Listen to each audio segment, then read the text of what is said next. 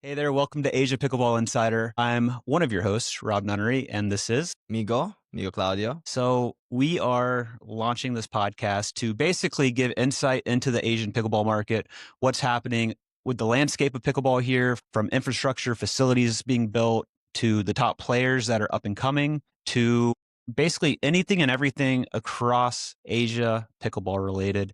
And I brought Migo in because I met Migo through his dad, Toby, who I was introduced to through a name that's very familiar with the US market, Steve Kuhn. So we are sitting here in Manila. This is your hometown, yes? And so Migo is a son of Toby, Claudio of Toby Sports, which is correct me if I'm wrong, the largest or one of the largest sporting good retailers in the Philippines? Yep. Okay, cool. So, and you guys have been the exclusive distributor of Selkirk, and you guys have your own paddles, and you guys have helped the growth of pickleball in terms of equipment sales. Yeah. My dad was one of the first people to start doing pickleball events here in BGC. He started on the street. It's one of the small roads. And ever since, we've invested a lot into running tournaments, acquiring brands. And I'm just trying to be on the forefront of the Philippine pickleball as we go forward. Very cool. And it was funny. I went to get my knee looked at yesterday because I'm going to have surgery. And your dad was nice enough because he took me in, and I met basically one of his old buddies that's now an orthopedic surgeon who's going to be the one working on my knee. And after that, we went and sat down at the Olive Garden of all places here in Manila. And your little brother was there and your mom was there.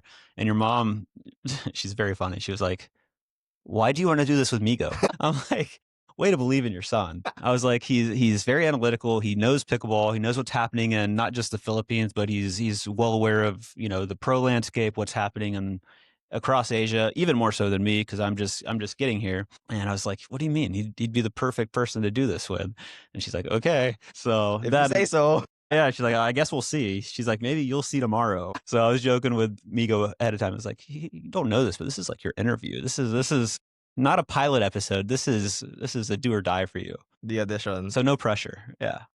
So what we're going to do here with the podcast is we're going to, like I said, we're going to talk about what's happening, but also tournaments. There's a lot of tournaments up and coming. There's some PPA tournaments that just finished here in Asia. And it's not just the PPA that's coming into Asia, but there's some other, as we see in the US all the time, and it's calmed down a little bit, but Tour Wars, that's still a thing, and it's heating up globally. So we're going to talk a little bit about what's going on with that. There's a 7-partner alliance that has also been formed to create essentially a world tour ranking with, I think it's 30 tournaments across the globe that all count towards ranking points. So what it allows is players in their home region to actually gain points without having to travel to the US or across the globe to actually do that. So really cool opportunity for the global growth of the pro game.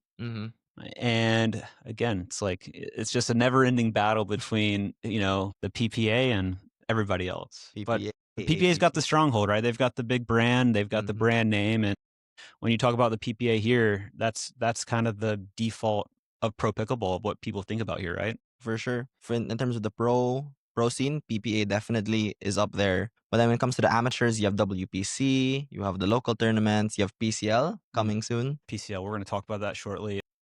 Really cool, unique project that's happening here within Asia, kind of country based. We'll get more into it.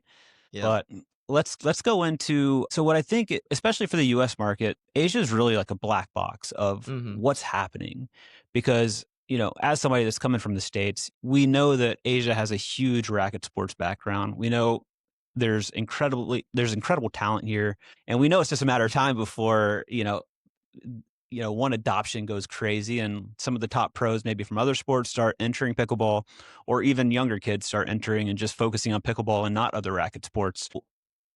From your perspective, as being based here and seeing what's happening in Asia, what has led to the growth and kind of the explosion of pickleball here? Yeah, I mean, well, the first things first, the sheer number. There's 10 times as many people here than in the States. So that gives us a huge head start. And while I think in the States and in Europe, it's mainly tennis being the biggest racket sport, here it's really badminton, table tennis. So that's just where you have a lot of different styles, a lot of different talents coming into the sport. And as well as the fact that I think pickleball really aligns well with Asian culture. Like the way you do it with friends, the way you do it after work, the way it's an easy sport to pick up, but there's so much that you can improve on.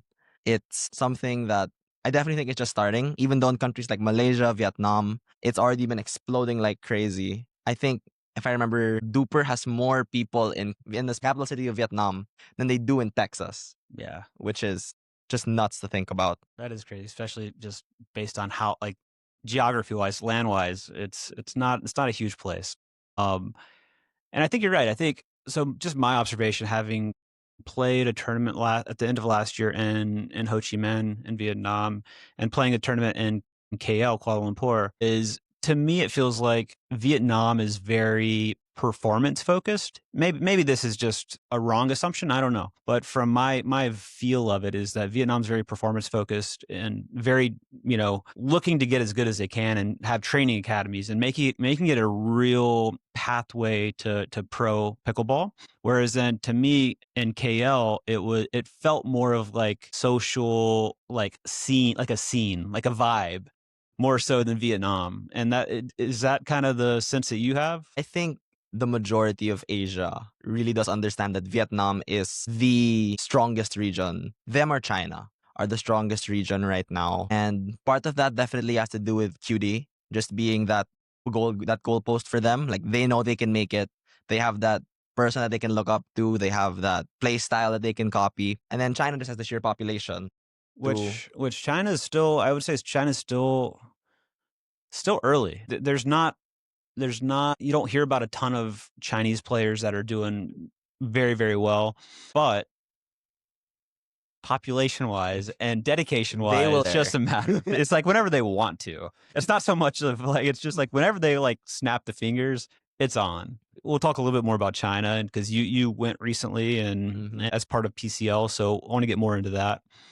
But yeah, that's a good mention, because it has been interesting to see, because a lot of people in the States were like, he lost out on his contract. It's got to be, yeah, that's got to be horrible. I mean, this guy's thriving more than more than any way he ever could in the U.S. Right? It's like his star power is so much bigger here. In the U.S., he was another pro, essentially. I mean, obviously doing great in singles, very good player, but his brand in terms of popularity, you can't compare it to what, his brand in Vietnam compared to the States. It's night and day. I mean, he's like a Kardashian in Vietnam. It's absurd. Yeah, and it's spreading out to all the other countries too. Typic as a brand just touched it.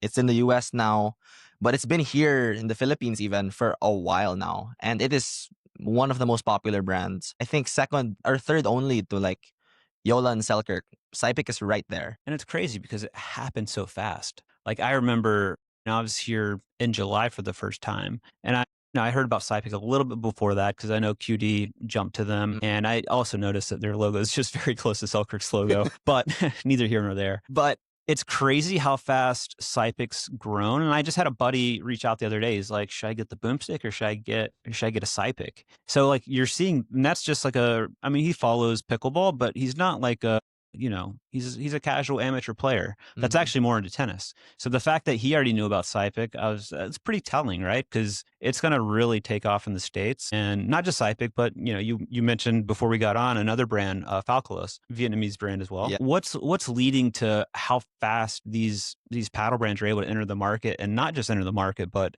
do so in a really, really big way? I think the biggest reason is who they're sponsoring. Like they're really taking advantage of how the Asian market is working and how the Asian pro scene is working, and just sponsoring local athletes that are doing very well in the local scene. Before, if you'd sponsor a local athlete and then they'd compete in the US PPA, they'd be like top 30, top 40. They wouldn't get much screen time. Yeah. Here, the PPA scene is a lot smaller. It's a lot easier for people to get that screen time, get that viewership.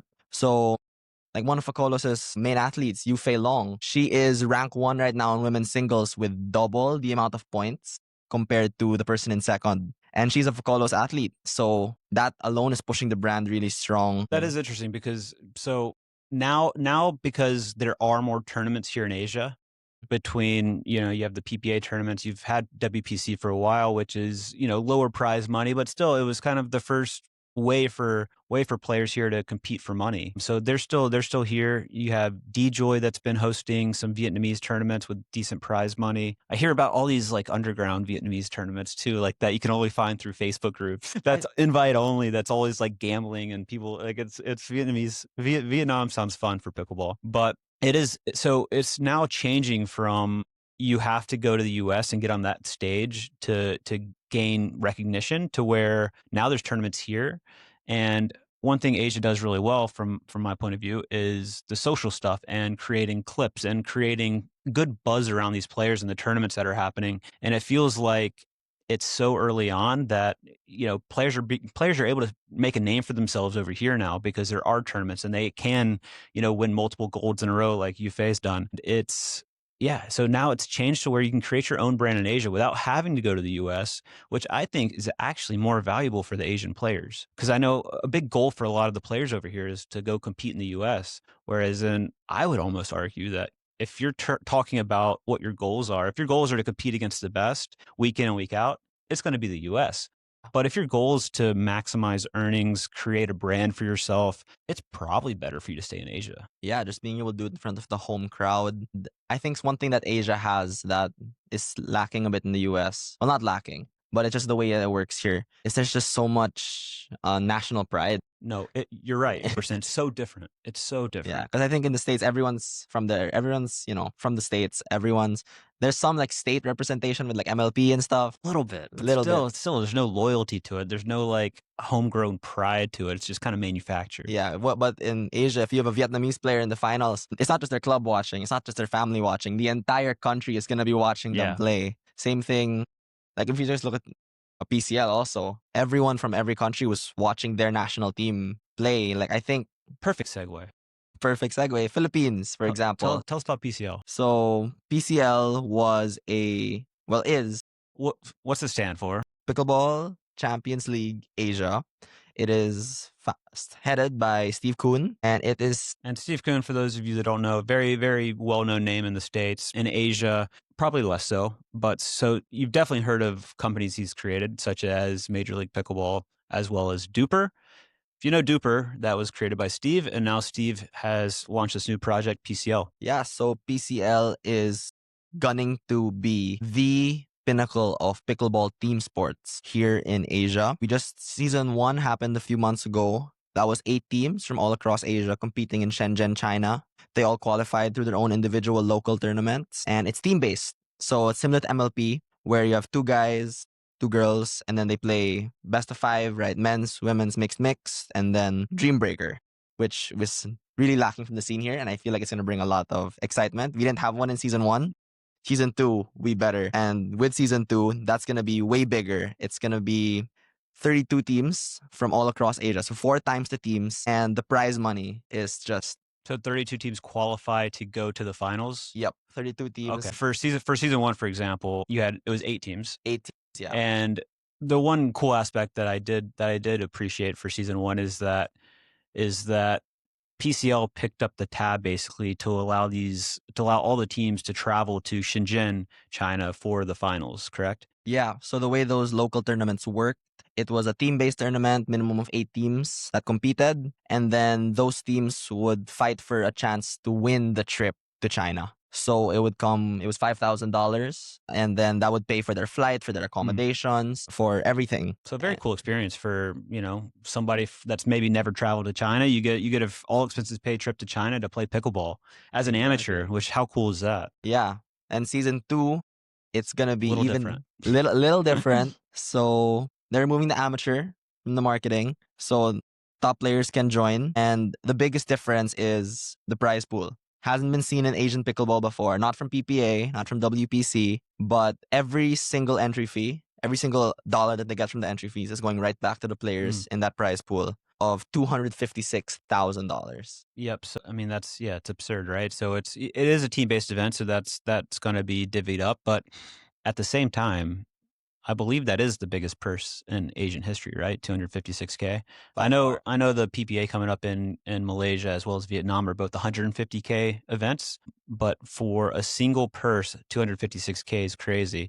And the business model is interesting, right? It's basically 256 clubs, and Yeah. it's throughout Asia. So if I'm a club in Cebu or something, right? I can have a team. The entry is $1,000 for that team, and you could pay for that however you need to. You can get a sponsor that can help support you, and you can wear the sponsor on your clothes and promote them. And to me, it's just a very interesting model because it's spread. It's basically a business to business model where you're not having to ask these individual players and sometimes from not so wealthy places, lower income type places, to come up with $1,000 US. It's you can have companies and support, and it's a cool model to get people involved. And 256 teams, 32 qualified for the finals in Shenzhen again, and it's going to be insane. Is Now pros too, because last season you couldn't have pros. last season, yeah, it was mainly targeted toward amateurs, but now they're doing a new rule, which Let's not get too it's a little complicated. I mean, it's a little. I just want to take credit. You came up with it. Did I come up? It was. It's a good way to do it. I think I helped with the idea. It was. Yeah, you got to be careful there. Somebody's going to be mad that you're like, Migo didn't create that. No, I'm pretty sure I did. If I'm wrong, Steve can He'll let correct you know. me. He'll let you know. I'm pretty sure I helped. But yeah, so the way it works is you have top 8 ranked players per region, and then so it's balanced. You're allowed 2 players from that top 8, but their combined rating has to add up to 9. And they can't be the same gender. So you can't have the 1 and 2. Nope. Has to be 1 and 8, 2 and 7. And you said opposite genders? Opposite gender. So like the one guy in that region would have to pair with the 8 female. Yeah. Correct. Okay. But you could have the 4 guy and the 5 female for the other 2. So that's gonna be, and I think it's gonna create a lot of fun team dynamics. Yeah. Like the first thing that came to my mind when this rule was finalized was, oh my gosh, Vietnam can field Quang. Yes, they can. Yes, they can.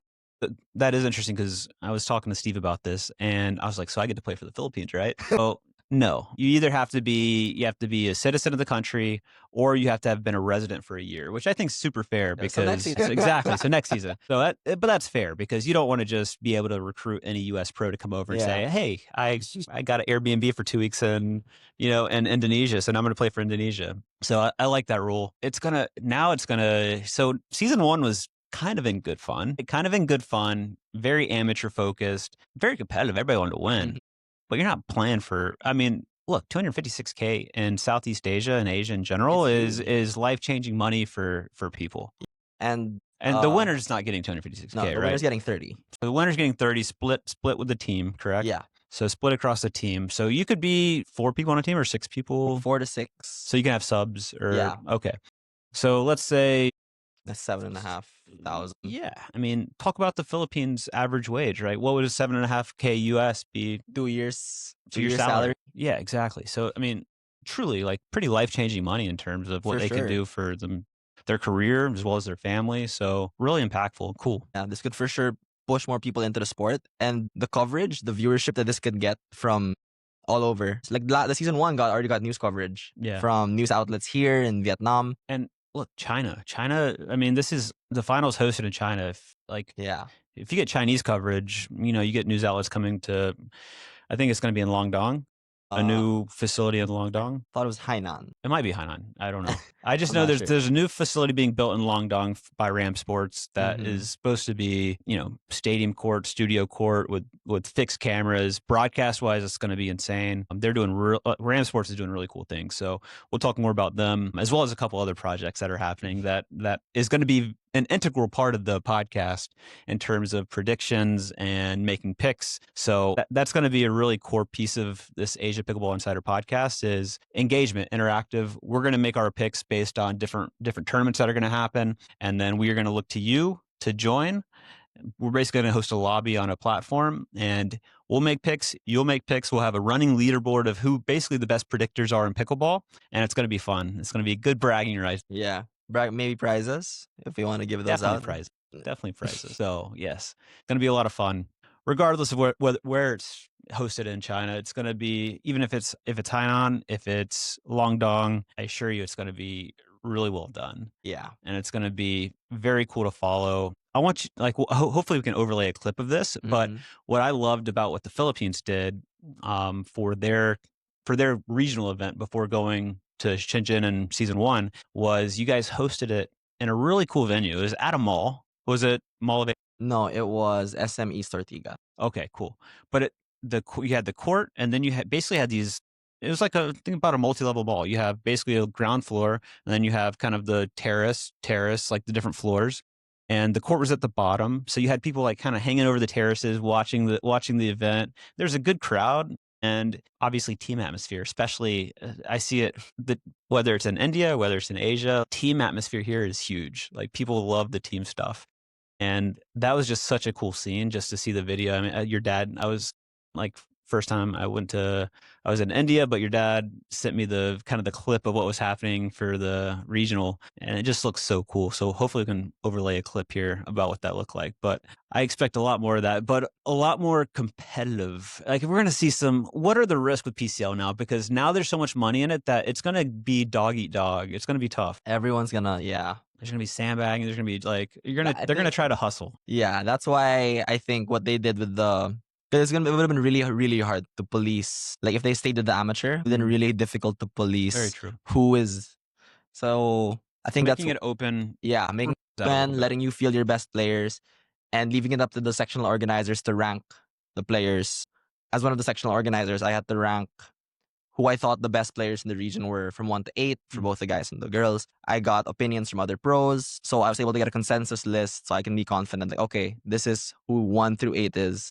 So when they pair up, I'm like, okay, that's fair, that's fair. And I think it also helps with the bragging rights. Like as a player, you want to be ranked high. Yeah. You don't want to be like, oh no, put me lower so I can. They want to be ranked high. That ranking matters to them, and it could actually help establish a proper ranking system for Asia. Yeah. Because outside of like, if you don't compete in PPA events, if you don't compete in WPC, and there's so many different rating systems that it's hard to have a clear ranking of per country who's the best. And PPA Asia is different from PPA Australia ranking, which is different from the PPA in the US ranking.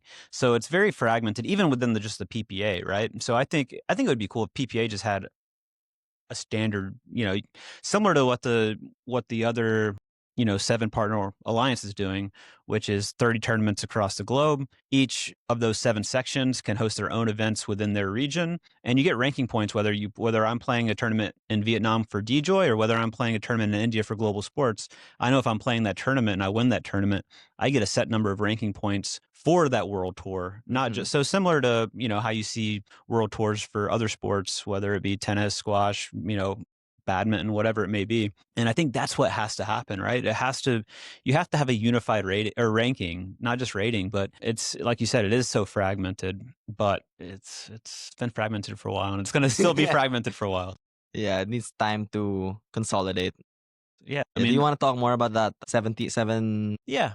I don't know a ton about it, but generally speaking, I know there's different organizations that have partnered up across the globe in all kinds of different regions. I know you have the APP, which is a big tour in the US that competes with the PPA. You have Global Sports, which I'm a big part of. I play all their events. So they have events, the Indian Open every February. They've got Monsoon Open every August. They have started introducing 2 events in Dubai each year. I'm going to one in October called I believe it's the Dubai Desert Open, which QD's going to. Some of the top Indian players are going to. Harsh Mehta.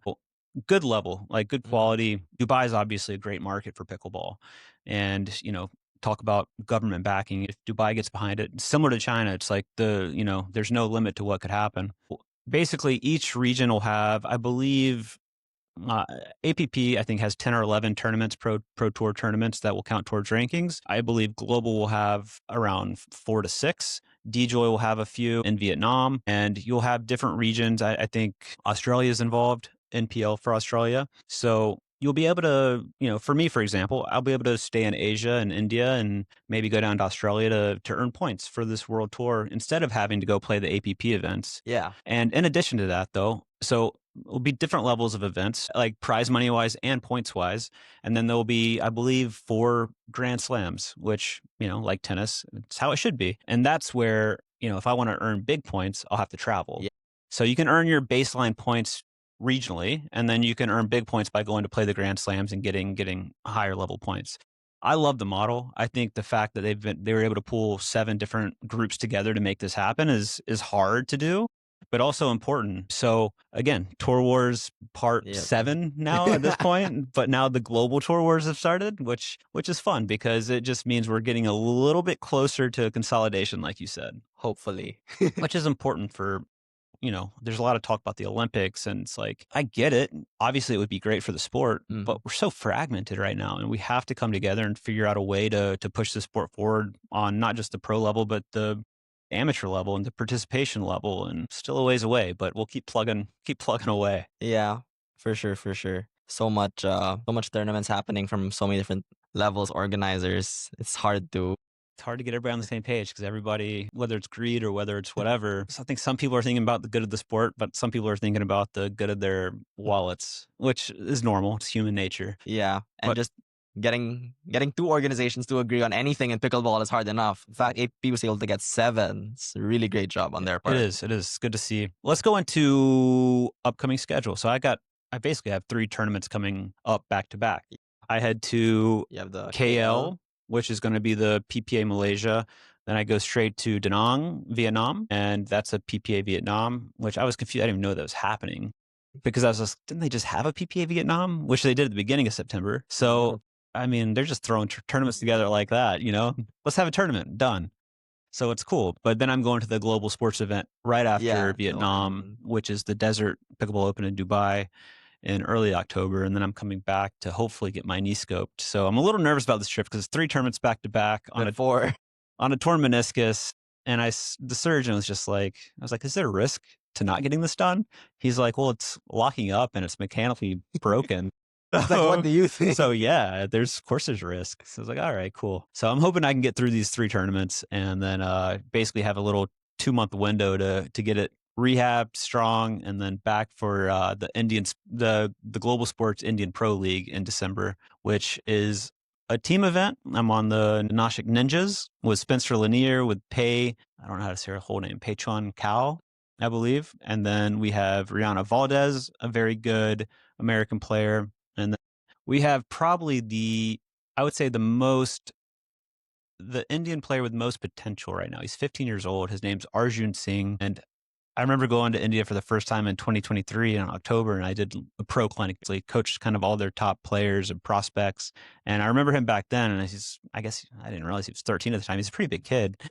I was like, man, his technique wise and everything, it's so clean. Like his technique and his strokes are beautiful, like way cleaner than mine, but just lacks some of the experience, lacks some of the exposure. But I trained with him this year before the monsoon, and his game is just jumped so much. Like, this kid is somebody to watch out for, just in the whole scene. He's 15. Be hard pressed to think about another 15-year-old that's better than him right now in the world. He's definitely one of the better teenagers in the sport. The Indian market, outside of like Vietnam, China, we were talking about earlier, India is that third powerhouse that's gonna come out of Asia for sure. Big time. And right now it's pretty concentrated, and most of the talent has gone to Mumbai, but it's such a big country, and once it's kind of like the infrastructure spreads and there's more courts outside of there, and I mean, it's a gigantic country, gigantic population, and it will rival China in terms of just sheer quantity, right? And I think going back to your tournaments happening, I think that's a good segue to Sports Predict and what we're gonna do there. So this podcast is being done in partnership with hopefully a title sponsor, Sports Predict. Let's do it. You already know. So yeah, Sports Predict is a new platform that is giving you all the fun of predicting your favorite sports without any of the gambling or the losing money. So it's really just for the fun, for love of the game, for fun, and for the prizes. So for these upcoming tournaments, we're for sure gonna be having rooms where we're gonna be predicting on how well you're gonna do, on how the tournament's gonna go, who's gonna go where, and we get to see how our viewers are gonna think you're gonna do.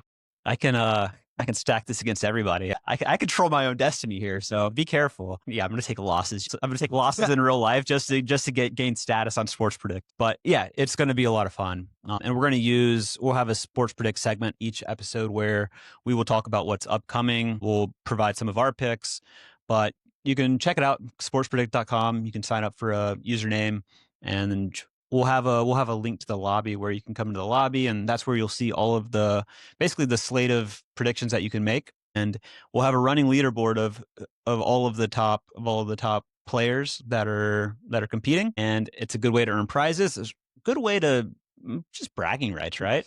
They're going to be able to say they're a better predictor than you.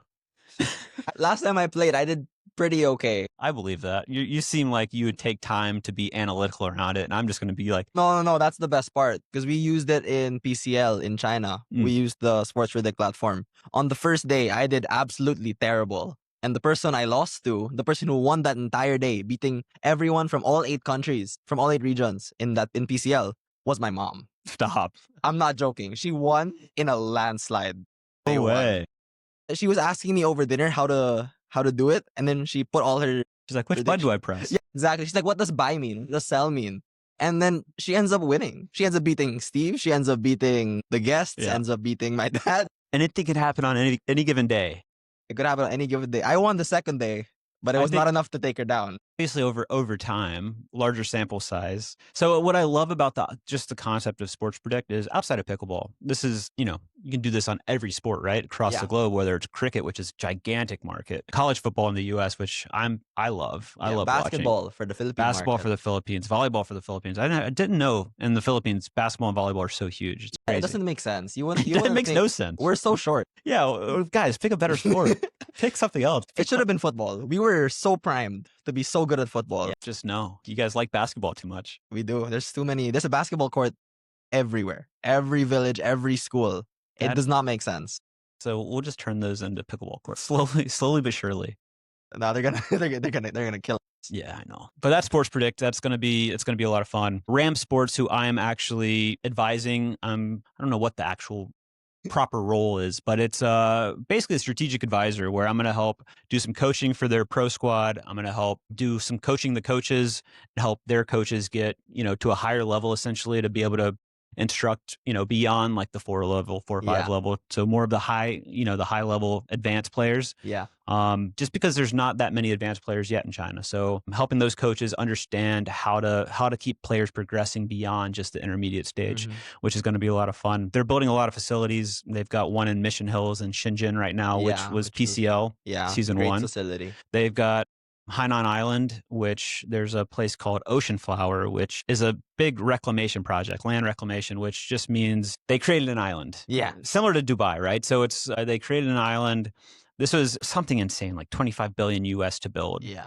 And I think it completed around COVID, and it just made it never take off. Yeah. So now it's a little bit quiet, and they're looking to get tourism going there and get more activity. And the goal is to make it Pickleball Island, to where apparently there's a couple of movie studios there that were never really used. Yep. They're going to be transformed into pickleball facilities. So there's a lot happening in China that's kind of underground. There's training academy that's probably going to happen there as well. That's school, like full room and board, like school training academy. So there's a lot in the works, and we're not going to have enough time to talk about it all today.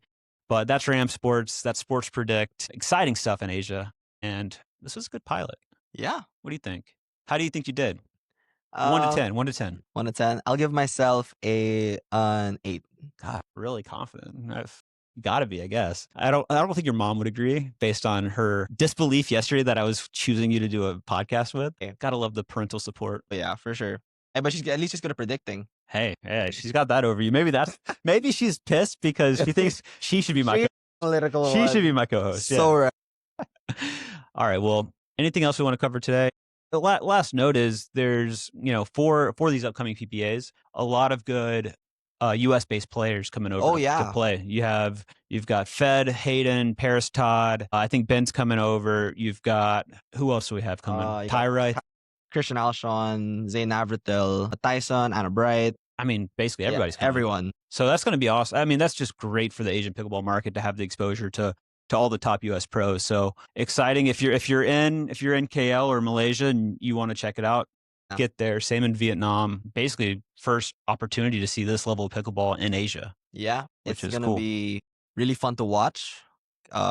Hoping that it's going to be easy to find the live stream access. Any predictions in terms of how some of the homegrown Asian players will compete against some of the US-based players? I've always had an assumption, and this will prove whether it's true or not, that because it's how hard it is to gain rating when you're not playing against higher rated players, And since Asia's kind of stuck at this like 5-5, there's no one really above 5-5 here except Kwang. The only way, so I feel like a lot of them are underrated, like rating wise. Like the 5-5s are really 6s, the 6-0s are really 6-5s. Yeah.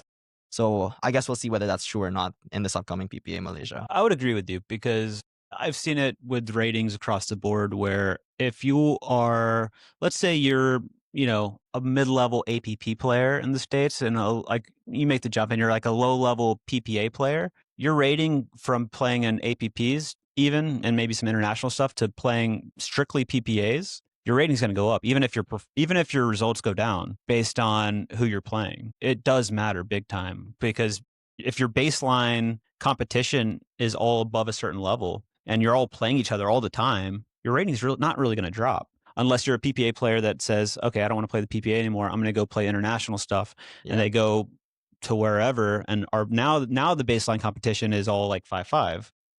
Even if they win everything, their rating's still probably going to drop. Yeah. So it really does matter in terms of like kind of that swarm that you're participating in. Like if your swarm consistently is just PPA, even if you're very low and you're not winning much, your rating's going to still stay up. So I agree with your assumption, and it will be good to see just how players stack up and if we can pull off any upsets. Yeah, that's going to be exciting to see if some of the Asian talents can show some of these US pros up. I think in singles, definitely, like especially you have good Vietnamese players. Doubles might be a challenge, especially with the top US teams, but it'll be fun to see if it's just competitive, right? Because everybody's wondering what that gap is. Especially for the Asian players, though, it's exciting because they really get to see where they stack up and what they need to work on, and it's just going to be really, really a great learning experience to keep improving.